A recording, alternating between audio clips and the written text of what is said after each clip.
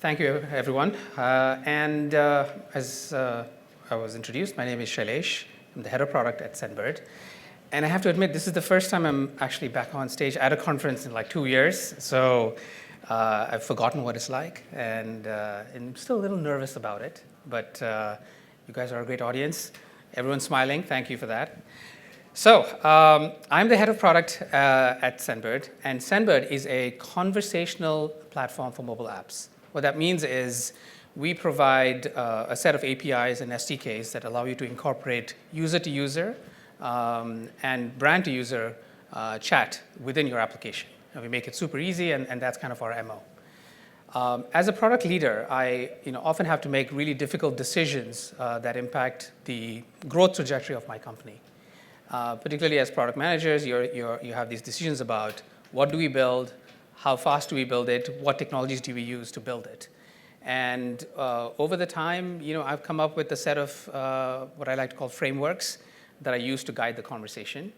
And today I'd like to share that framework with you and walk you through how I use that to have a really good conversation with my engineering colleagues around how we go about building new features, and particularly the build versus buy conversation. Now, the biggest concern that we all have is really kind of managing our team capacity. There's a survey that was done of about 800 software development professionals, and it was done by the organization called Tempo. I guess I left my clicker up there, so chalk 1 for nervousness. This survey of 800 software engineers was really interesting because they asked them what were the top issues that comes to mind. And no surprise, the biggest concern is how are we managing our team capacity? The respondents said that their top issues that came to mind are wasting time on mundane tasks that don't deliver value, right? The need to up-level the capacity of the engineering team with automation and with tooling. Next up was the use of legacy processes that are basically not reflective of today's tech stack. And the last one being the lack of talent or capacity needed to complete the necessary tasks. And yet, when Zenbird surveyed most organizations about kind of building versus buying, most organizations will tell you, no, we prefer to build in-house. And the primary reason of building in-house is really control and kind of agency over the entire process, fear of dealing with the vendor, and that ends up kind of locking them into a mode of thinking, which I think can sometimes end up in a suboptimal situation. So as tech companies, we know that we need to build. Many of us have good engineering teams. But there's, I think, more nuances to this, particularly in today's environment around resource constraints and kind of the proliferation of the API economy. But before we get into this, and I've had many of these conversations with my engineering colleagues, there's a couple of traps that you really need to avoid as you get into a discussion about how do we go about building this feature. So let me walk through a few of those real quick. First is confusing kind of strategic capabilities and features versus generic capabilities. And by this, I mean, is this the reason why someone is buying your app? This particular feature, is this going to be the differentiator? Versus, is this something that's kind of table stakes in your industry, right? Second, and this is probably a common thing with engineering teams, is you're ignoring the fact that you're already at capacity. In terms of your roadmap, we've got 2 years worth of things already lined up, and here we are discussing yet another new feature, right? I mean, it's important to pause and recognize that it's not that we have excess engineers just kind of sitting around thinking, what do we do, right? They're already committed to things. So the opportunity cost really needs to be considered here. Next, disqualifying solutions based on missing minor features. So often we do vendor evaluations. Sometimes it's not really done seriously. And there's a reason that you're looking for, a confirmation bias. Like, we don't really want to use a vendor. We really want to build this in-house. And you find one missing feature, and you're like, oh, can't do it. They're missing this one particular thing that we really want 2 years from now. be careful, because we're here to talk about what you need right now, rather than really trying to imagine 2-3 years worth of features. And the next one I'd say is underestimating the complexity.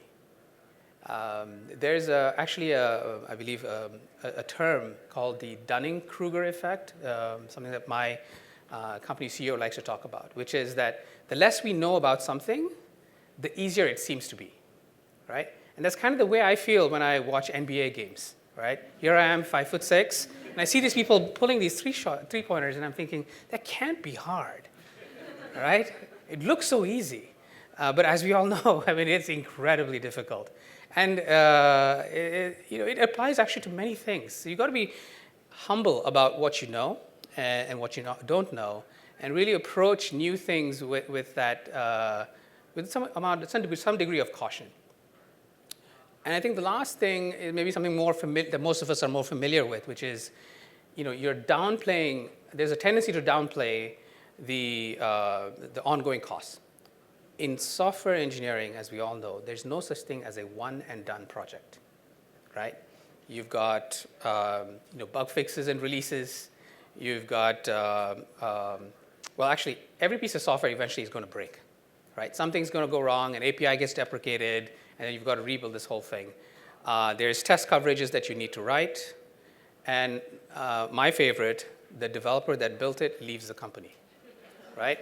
And then you're stuck with code that nobody really understands, and then there's this scramble in the 2-week period to do a knowledge transfer.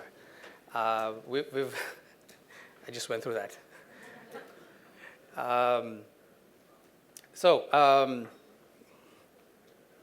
How do you frame the build decision? And this is where the part of my background, which is the MBA, which I don't really like to talk about, is really good about frameworks. So, a framework for me is like an easy couple of points that you can use out to really think through the decision. And in this case, based on our experience at SendBird, there are these 6 critical considerations that really should guide your decision on how to build versus buy. And let me walk through those. The first is strategic. I alluded to this in the earlier example. Is this why customers buy from you, right? Is this feature really important to the competitive advantage that you've built up in the marketplace? Or is it, as I said, is it table stakes? The next one is timeline. Do you have the time to build this thing out? And if you think it's going to take, 20 days, 30 days, double it. Do you have that much time to bring this thing out to market? The third one is use case. Does your use case require a specialized user interface or a specialized workflow that your current team doesn't have the capability for? One example here would be recurring billing. Let's say you decide that you built this amazing application and now you want to bill on a monthly basis. It's really that simple as charging a fixed amount in your credit card that your customers have put up and just doing it every month. But it turns out there's so many different traps that go into building a UI around recurring billing. In fact, there's now plenty of companies whose main job is to create a recurring billing service for you. And there's a reason for that, because it's incredibly complicated once you get into all the details. The fourth one is regulation, right? Is there a security, compliance, or privacy concern built into your product? My favorite example from my time at Google was when you deal with consumers who are under the age of 13, there's a whole different set of requirements for storing the user data and how you secure it. And it is simply not apparent until you get into it how hard this is and the penalties for getting it wrong, right? So you've got to be, if you're thinking about this as a feature, you want to reach out to someone that already knows how to do it. The next one is budget, right? Do you have access to a large upfront budget to build this feature? And the reason I call it upfront is if you're going to invest the time to build a feature versus buying it on a SaaS basis from another vendor, the amount of money that you pay is large upfront if you're going to have to build this yourself, versus from a SaaS vendor, you're paying it over time. And the question is, does paying it over time match the revenue dynamics of your business? And it may make sense, in fact, to rent the service rather than building it up front to own it.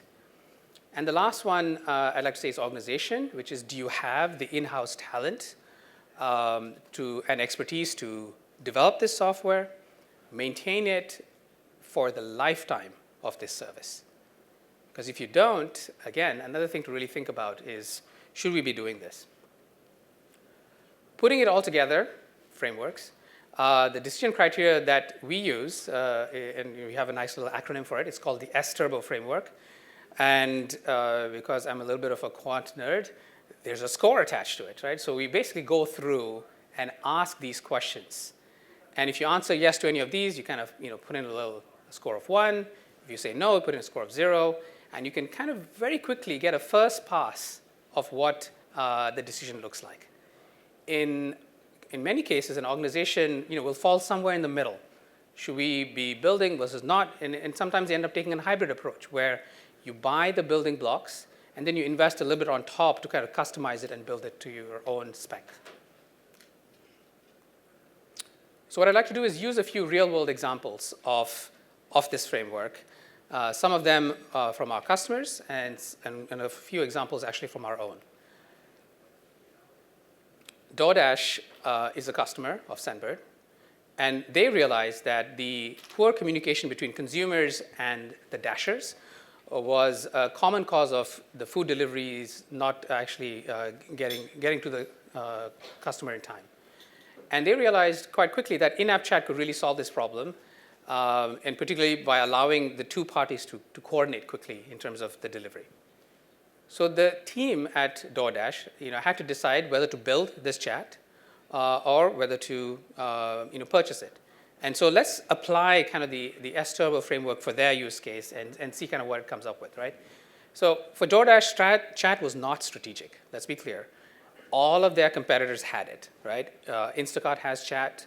Uber Eats has chat already. So this is more of a catch-up. With competition already offering this functionality, there wasn't a lot of time for DoorDash to really catch up. So there was a sense of time pressure. The delivery driver to customer chat did require some specialized workflows, and that's primarily because the Dashers are mobile. They're on the go, whether they're in a car or on a scooter. And as far as regulatory issues, not much there to really worry about. And they had the in-house expertise. DoorDash has an amazing engineering team. And if you read their blogs, they have some really sophisticated thinking around engineering infrastructure. But ultimately, DoorDash decided that they needed to build this thing in-house. Build it using Sendbird. And as they subsequently wrote a blog post about this, and their software engineer said, there's really no need to reinvent the in-app chat. Plenty of third-party solutions already existed to give DoorDash the building blocks it needed to develop this delivery driver to customer chat within the application. And by quickly implementing in-app chat between Dashers and customers, they reduced their never delivered rate, which was a key KPI, if you will, for them.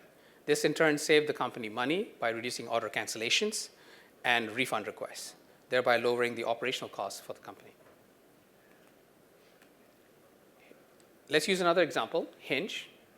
They are also a customer of ours and have been for quite a while. And they were contemplating how to offer voice and video chat inside of their mobile app.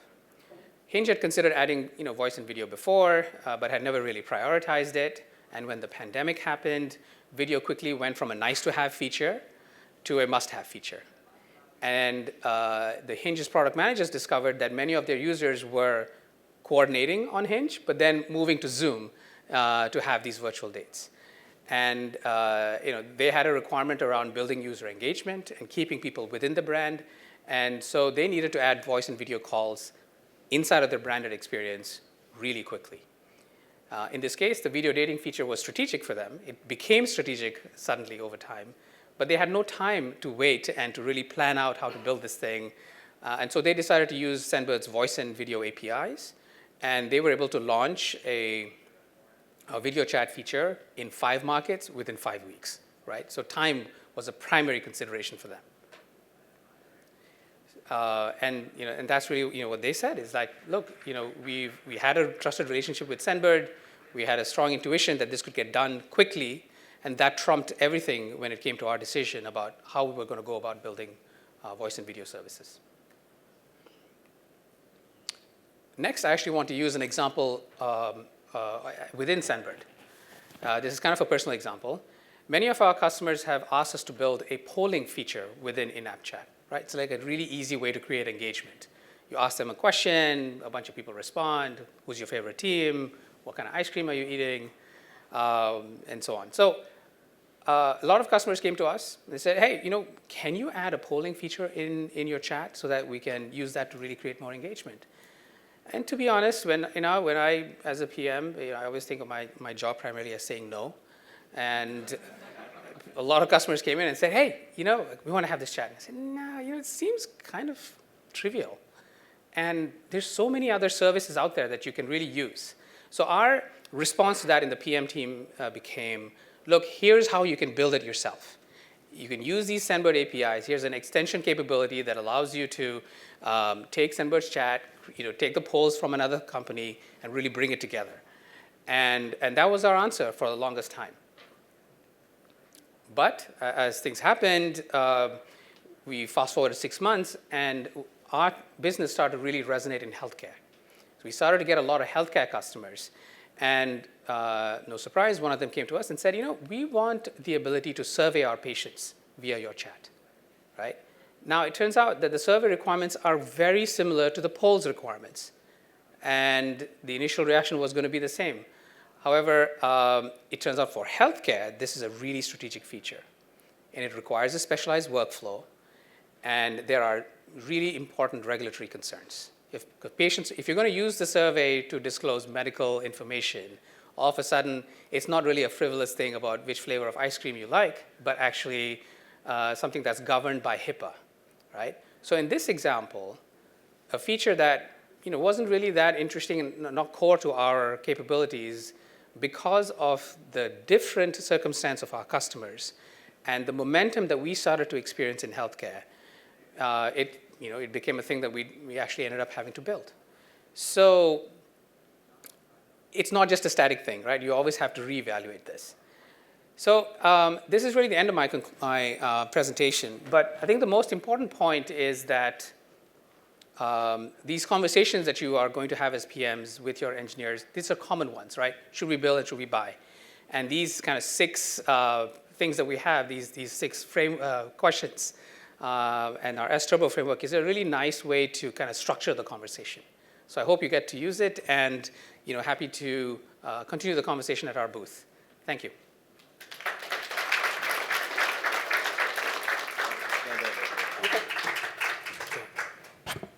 Any questions? Yes. Hello. Thank you so much for sharing that framework. I think in your first 2 examples, there was that score of 3, which was right in the middle. So is there like a prioritization in that S-Turbo that you would probably recommend? Like look at time always first, or something else that would come first? Sure. So I'd say first, don't get too wedded to the score itself. I think it's a good way to engage people in the conversation. By people, I mean your stakeholders. And ultimately, what is your company OKR? Again, from my Google days, very much about, what is our top line objective? And, if revenue is your objective or winning new logos is your objective, is there a way to justify time to market, as maybe the first and the primary consideration? So that would be my thing. Like, time to market for me is actually really important. Yes, right over there. How do you evaluate between buy versus build for this particular use case versus opportunity sizing for all the other use cases that you might face? So let me see if I can repeat that. So you have opportunity cost for all of the features that you're building, and then you're evaluating a build versus buy for a new feature. Is that correct? No, for the same feature, should I evaluate build versus buy for a particular use case, or also consider all the future possible use cases, just like the healthcare poll example? So how do you evaluate at the right moment and then decide build versus buy? I'd say it's important to evaluate based on what you know at this moment in time. There is again, a lot of this is personal experience, but we sometimes get caught up in overthinking about the problem, trying to create a larger story around it. And one of the things that I've learned over time is kind of early wins are important, and they build their own momentum. And especially to folks on my team, when we talk about whether we should get started, should we take extra long to build this feature, or should we build it rough and ready and just put it out in the market? I have a bias towards getting to the market first, seeing the early adoption, and then using that to actually gauge further investment. Other questions? Other questions? Yes. How would you evaluate the same proposition that when it comes to wanting to give a vendor a lot of power, so you purchase a lot of features, much to say a vendor, and then helping you build out features rather than keeping some in-house? That way, the vendor doesn't own, a lot of the stuff when it comes to your product. How would you evaluate the differences between Right. building and design when it comes to that? If I understand that correctly, how do you think about vendor lock-in, Yes. right? And vendor lock-in is important. I agree. I think again, it's a very subjective thing. If you are an early stage company rushing to get to product market fit, thinking about vendor lock-in is a luxury that you probably don't have, right? Bigger companies, larger enterprises, spend a lot of time really thinking about vendor lock-in. And again, if your bias is towards let's get something to market quickly, evaluate the product market fit, and then decide further investments, if that's your framework, then I would say I would not worry as much about vendor lock-in right now. Just make sure that there's a business. There's no point, building something because you're worried about vendor lock-in, investing a whole bunch of resources upfront, and then realizing that actually that area we didn't have a product market fit. Right? Really take a step-by-step approach, especially in fast-moving, dynamic environments that is in today's tech. Taking a long time to build it right using our in-house resources is too often you're going to end up in a situation where what you built isn't really ready for the market or is not getting adopted by the market. So take it step by step. So one of the questions that we've got in front that someone submitted in is, what are your thoughts on how on a unique industry, how someone in a unique industry can approach the framework, especially if on the builder side they don't have the industry expertise? Right. In some sense, it becomes easier, right? If you don't have the capability in-house, then you're really, in some sense, relying more on vendors. And I think at this point, you should be thinking about more strategic relationship with your vendors, right? Really bring them into the conversation early on, discuss your goals, and figure out if they are a match for you, not just in terms of the technology, but in terms of their ability to support you, the kind of resources that they would bring to bear, post-sale support, Slack support. These are all the things that start to matter. So I think if anything, if you are less technically sophisticated, it becomes more of an imperative to choose a vendor carefully and to really build on top of other solutions. All right, I think we've got time for one more question. And so for this one, again, from Slido, and again, please keep submitting the questions in through Slido. Helps keep some of the conversation going. What are, for an established company, how does brand play into the framework? I guess I'm not sure whether it's the vendor's brand or the company's brand that we're talking about here. Go with both. Yeah, all of the above. Well, let's talk about vendor brand. Part of your calculus is, do I go with a vendor maybe that's less reputable, that has less experience, but maybe is more hungry and more willing to kind of work with me, right? Versus someone that has the experience and has done this before. And we often face that at Zenbird. The unique journey of this company, it's now, I think its entire life, it's 7, maybe 8 years old. And for the longest time, we were the upstarts, right? We were competing against much larger companies. And it's interesting that now we fast forward and we are considered the incumbent because we've been around for the longest time. The differentiating factor now isn't cost. There are always going to be cheaper vendors who will come to you and say, we'll give it at a lower cost. The question I think now is one of experience. How much of the experience that the vendor has is available to you that you can learn off this so that you aren't going to make the same mistakes? So I used the previous example, not of Sendbird, but let's use the example of recurring billing in case you decide to build a SaaS product. There's a lot of knowledge and experience and mistakes built into the offering that the vendor has. Because they've seen this problem before, they've seen the fraud before, they've figured out how to mitigate it. And all of that is baked into the product that is now available to you. And that is an example where potentially going with someone that has been around for a long time and has seen all the mistakes that happen and all the issues that there are, going with them actually means that you're building on top of their experience and you're getting it, in some sense, baked into the price of the product. Awesome. Awesome. Thank you again. Yeah, thank you.